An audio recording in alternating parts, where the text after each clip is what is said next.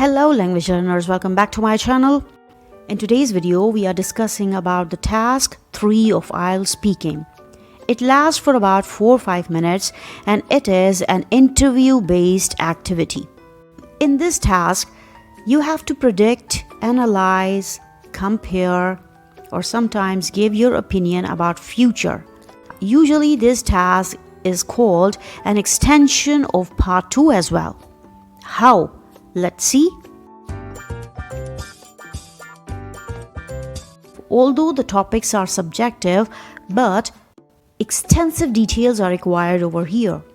You can see the topics over here are technology, education, environment, TV, influence, leisure, activities, shopping, sports, transportation, etc.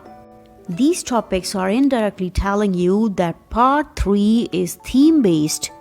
It is an extension of part 2, so whatever you talked about in part 2, you are going to talk about in part 3 as well, but at a more abstract level. What is an abstract level? You can say a detailed handling of topic in an extended way. You can see over here 2 columns, part 2 and part 3. So in part 2, if you are discussing any sporting event that you have enjoyed, then in part 3 you can be asked about sports. In part 2, if you have been asked describing a precious item, then in part 3 your topic would be shopping. In part 2, if your topic is your favorite teacher, then in part 3 you can be asked about education. In part 2, if you are describing your trip to museum, then in part 3 you can be asked about tourism.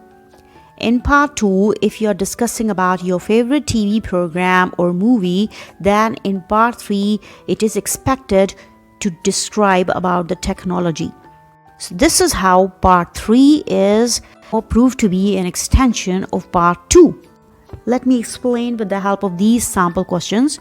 Like in part 2, if you are describing about your favorite teacher, then the question would be about education, like how are education priorities different from those in the past.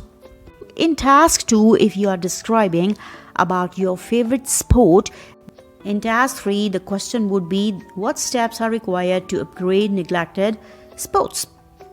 If in task 2, you have to describe your trip to a museum or a hilly area, then the expected question in task 3 is how tourism helps in developing a positive image of the country. In this task, you have to keep in your mind that if you still don't understand the question, ask again. This is very important. It's okay to ask the examiner to repeat the question. If you don't understand, you can ask for clarification, because it's better to ask again rather than answering something completely different and wrong. The remaining do's and don'ts are similar as we have already discussed in task 1 and task 2. If you want, the link is provided in the description. Hopefully you have understood task 1, task 2 and task 3 of IELTS Speaking. That is all for today. Stay blessed.